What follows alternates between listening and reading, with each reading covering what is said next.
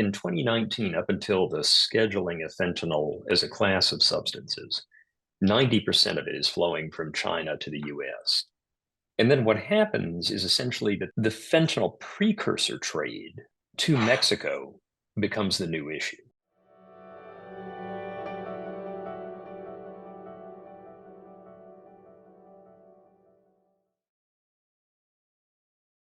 Hi, everyone. My name is Tobias Smith. I'm an assistant professor of administration of justice at Ohlone College, and I'm also a fellow with the National Committee on U.S. China Relations Public Intellectuals Program. Today, I am so pleased to moderate a conversation and introduce our guests.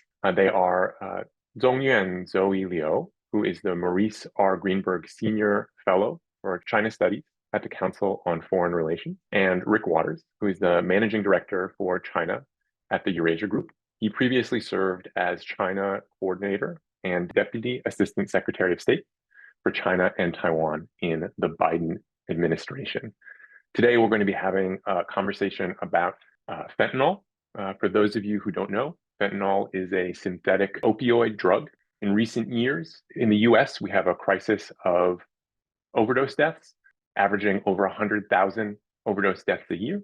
And fentanyl has been credited with causing more than half of those deaths. This is a major conversation in US domestic politics.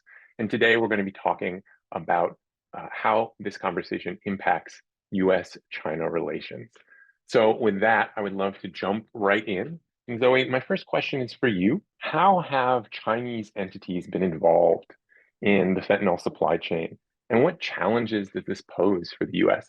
Thank you very much for having me.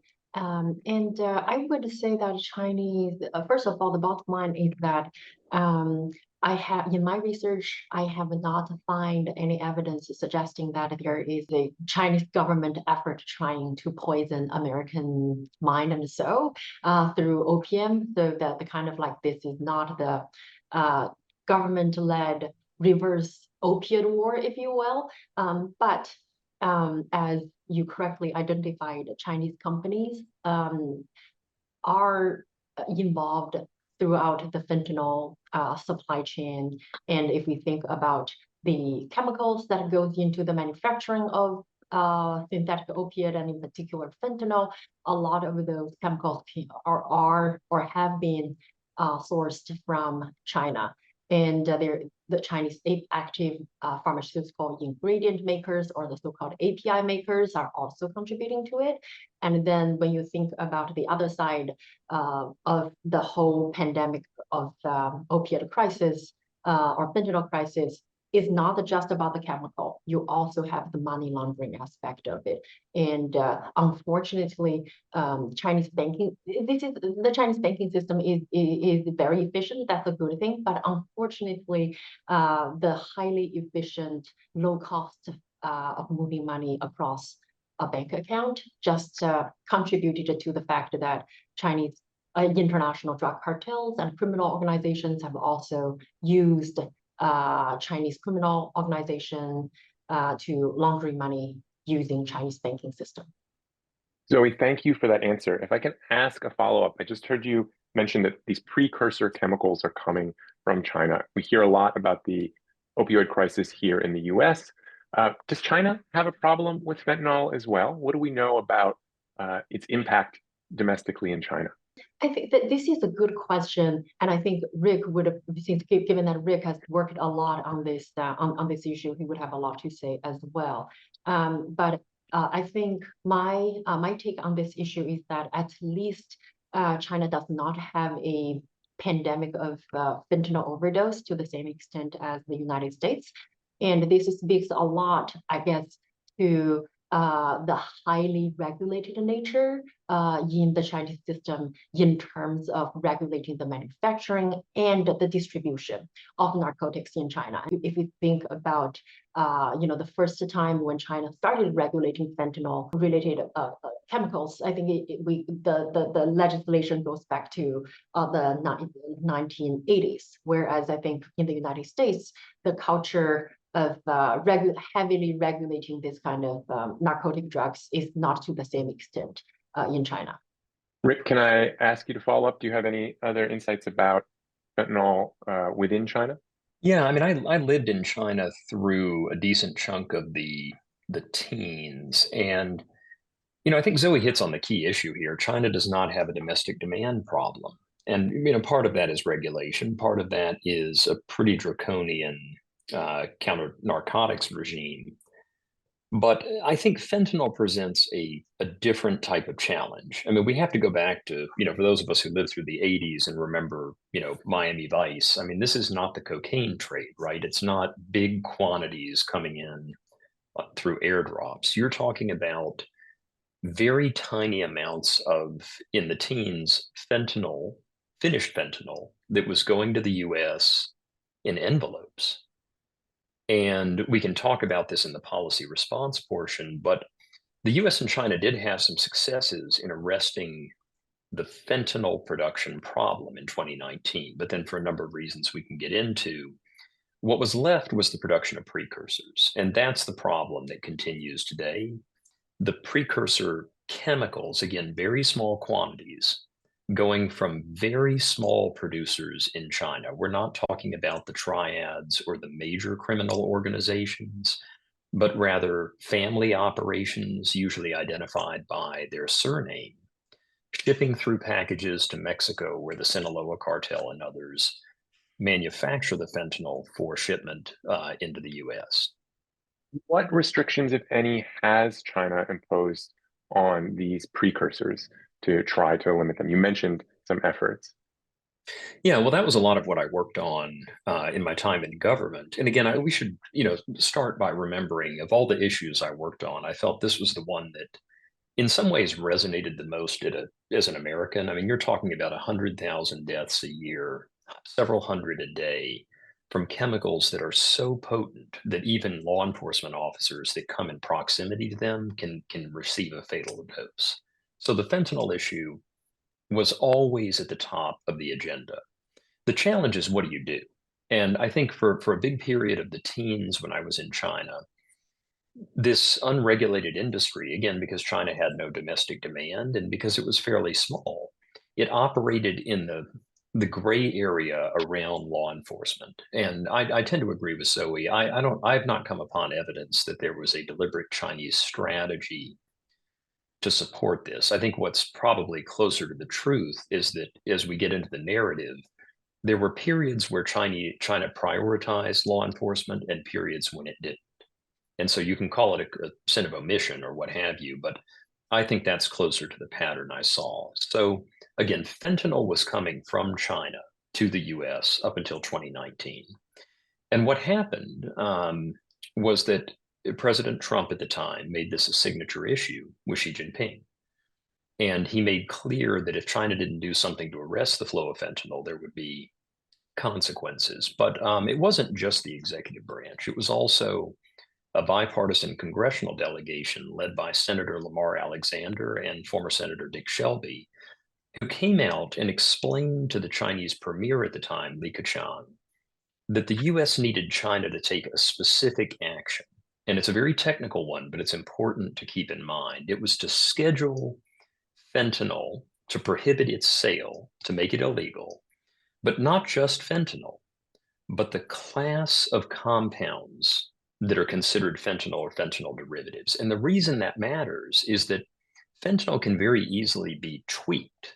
You can adjust one molecule and you can get around legal and regulatory regimes if you're too specific. So prescribing fentanyl as a class of substances, which the Chinese did in 2019, was the key to allowing Chinese law enforcement agencies to then basically stop the flow of finished drugs. But we'll talk in the discussion about what happened after. Well, maybe we should move there then. What did happen after? And Zoe, I'd love to follow up with you because I know you've worked on small manufacturers, the question of what's come in the last few years. I think Rick is right in terms of indeed we are dealing with these small scale chemical manufacturers and small scale chemical API, active pharmaceutical ingredient manufacturers.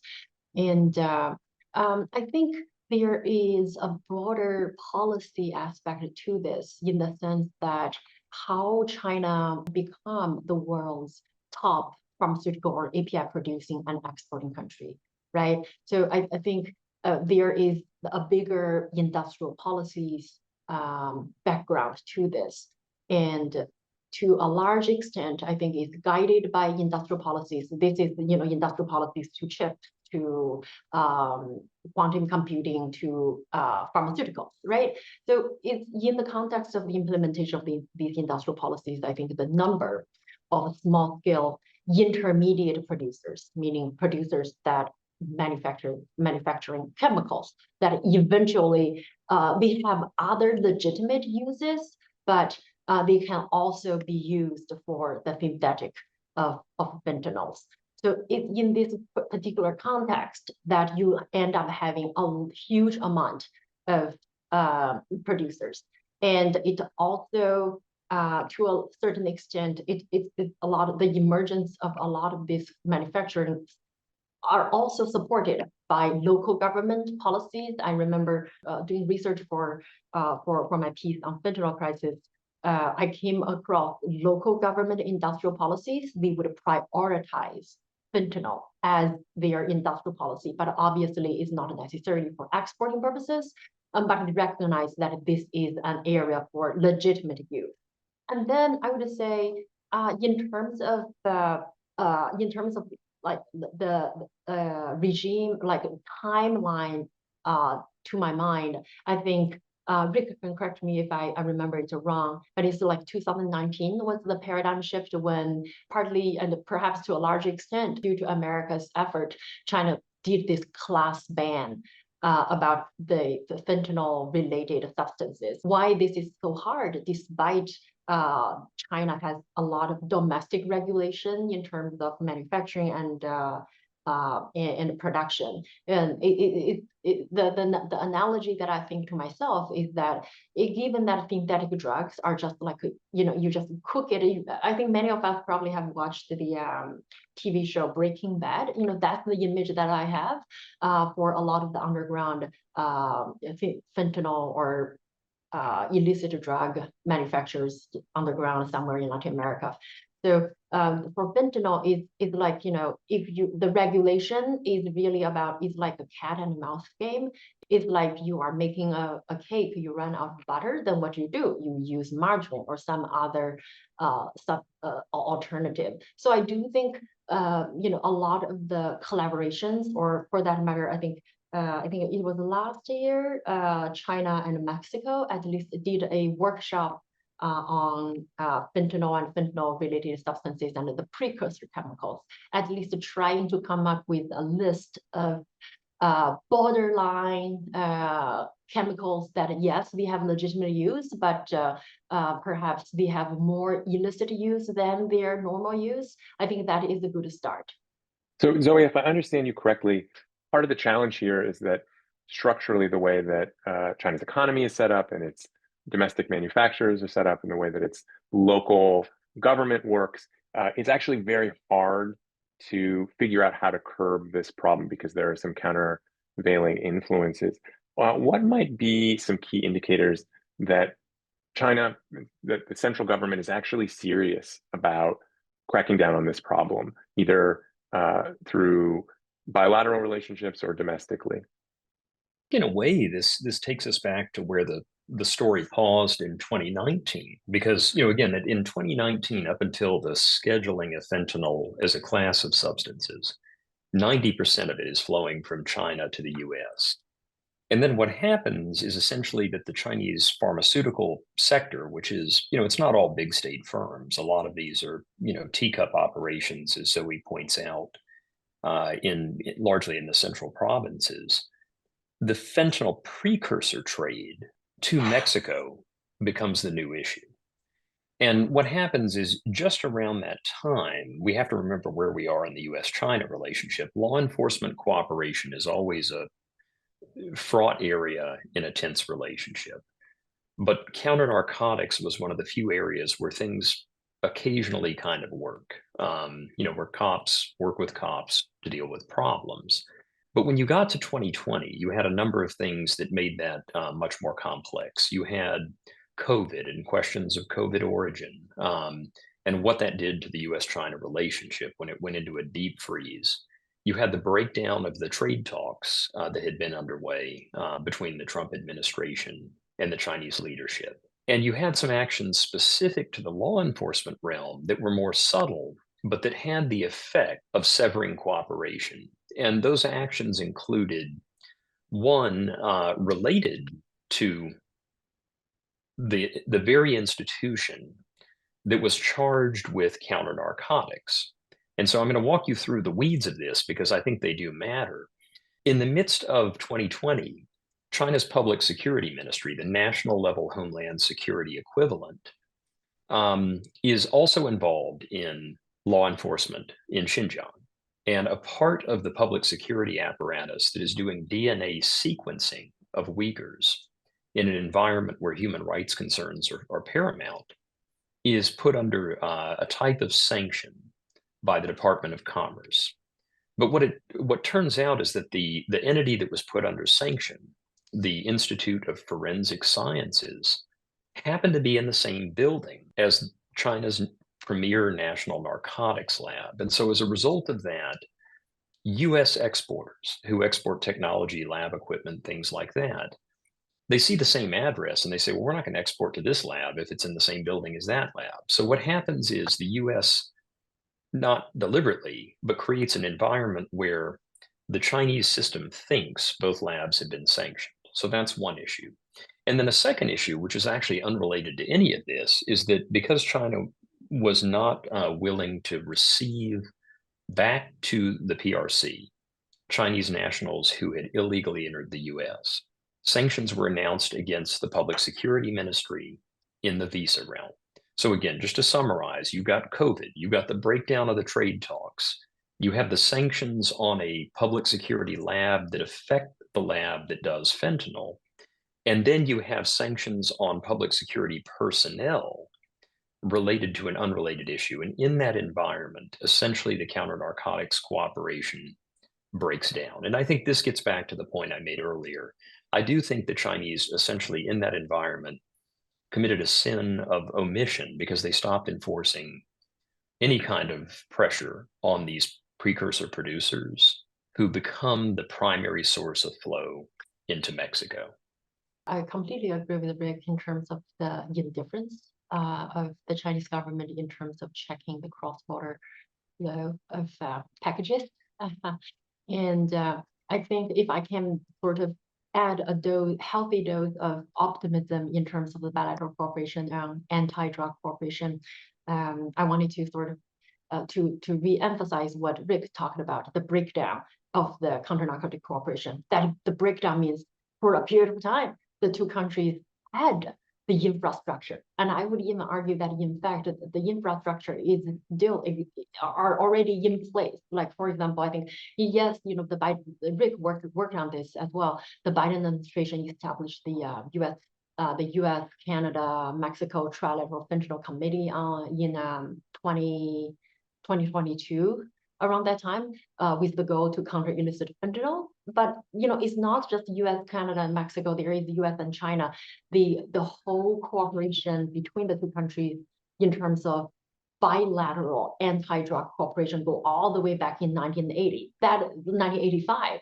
And that was all in 1987, China started to regulate fentanyl at home. And then also, you know, in around, if I remembered correctly, it was around 2003, the two sides also established anti-drug cooperation intelligence exchange mechanisms. So a lot of these good institutions and mechanisms are still in place.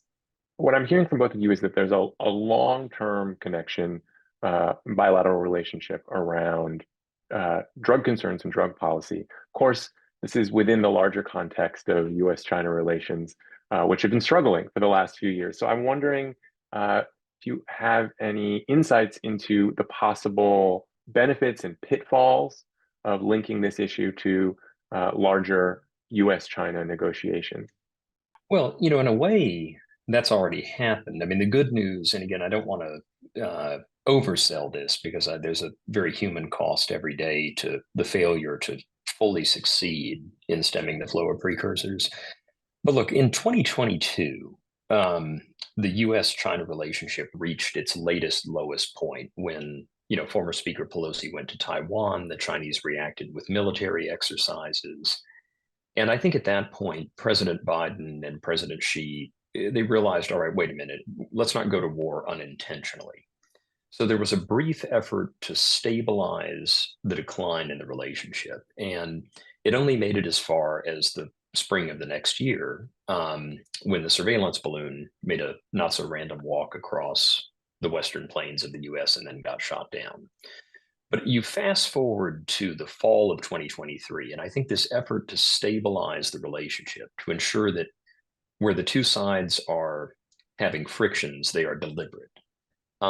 It gained greater traction. And by November of last year, basically, the two sides had come to an agreement around a few specific areas to resume cooperation, and counter narcotics was at the center. So what you've seen over the past, say, 10 months is the beginning of pretty important cooperation related to fentanyl precursors and to a few other areas of law enforcement relationship. You've seen, I think, 55 fentanyl-related compounds and precursors scheduled by the Chinese. You have actually seen them announcing their own law enforcement actions against some targets the DEA has had connected to the Sinaloa cartel. And you've seen some modest cooperation in the multilateral arena, the UN Commission on Narcotics and Drugs that Zoe alluded to earlier. So, the two sides, I think, are working together again on the precursor question. Notices have gone out to Chinese firms. The websites they use on the dark web to buy and sell in cryptocurrency have been brought down to some extent. And the two sides are talking again. But it is perishable. The last thing I'll say here is that it's not just limited to fentanyl.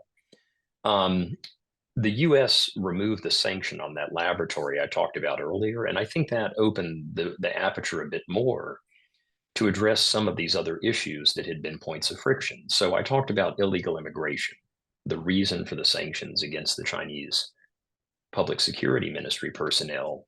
China has begun accepting flights of Chinese nationals illegally present in the US back to the mainland for the first time in 3 years.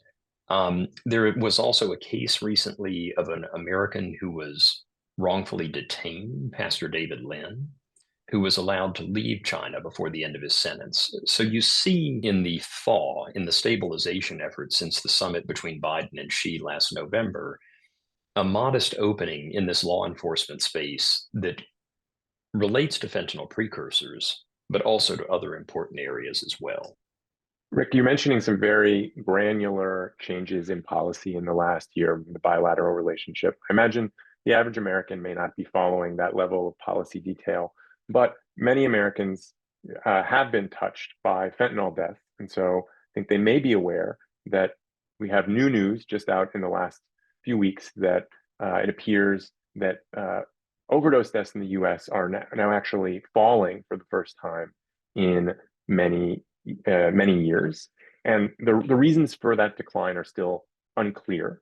But given the relationship between fentanyl deaths and U.S. China cooperation on this issue, do you think that over the next month, discussions of U.S. China cooperation over fentanyl may sway public opinion about not only this issue, but also about this administration and the coming elections? And if so, how might that impact the choice that Americans are facing in November?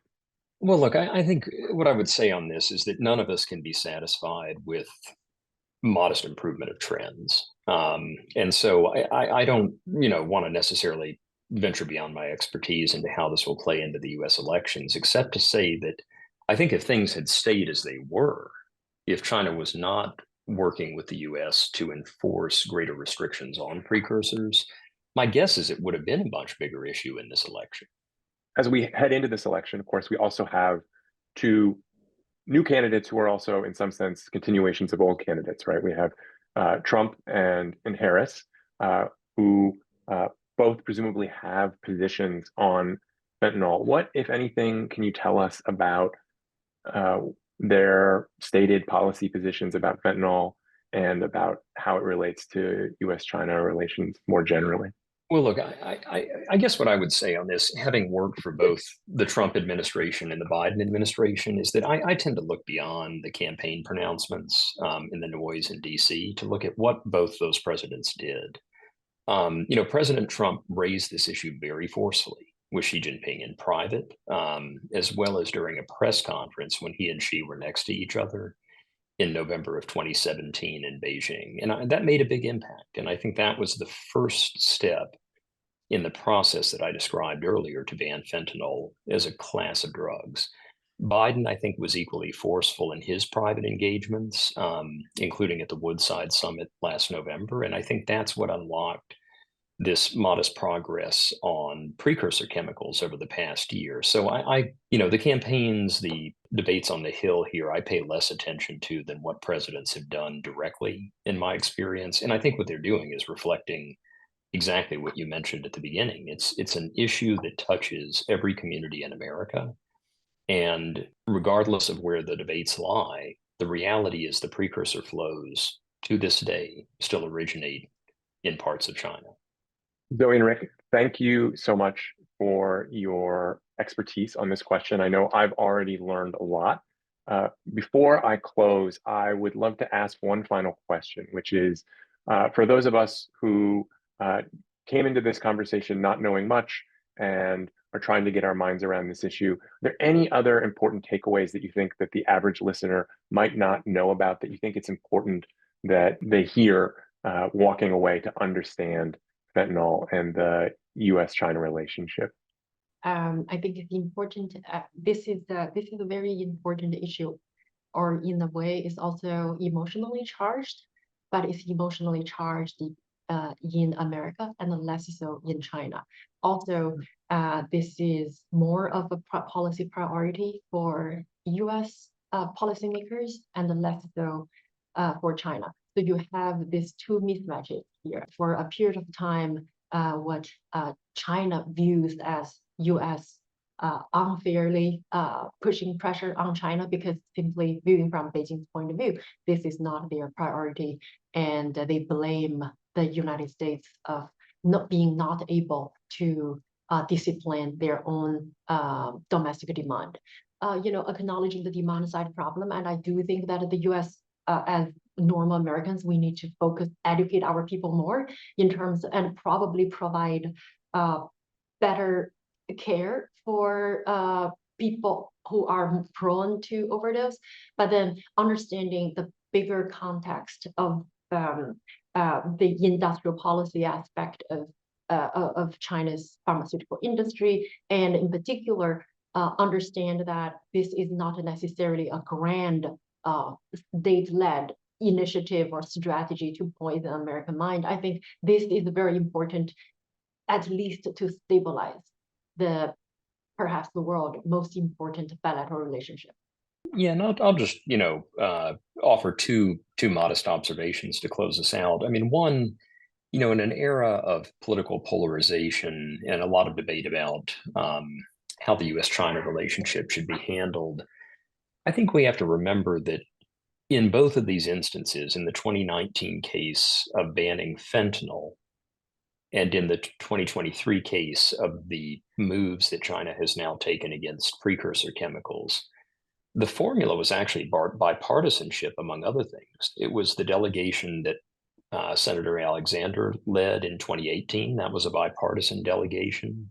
And the delegation that Senator Chuck Schumer led just last year, that met with the Chinese premier, and they made clear there would be consequences if things continued as they were. But that really leads me to my second broad observation, that in the U.S.-China relationship, as with any bilateral relationship, I don't really think about it in terms of engagement or what have you. I think about it in terms of leverage and inducements and pressure. And really, what happened here is, I think the the combination of having tools to exert pressure, but not actually using them, is a better strategy than implementing sanctions and then just hoping that the other side will fold, because that simply hasn't been the pattern I've observed in the law enforcement realm when the U.S. has actually resorted to the use of these punitive tools.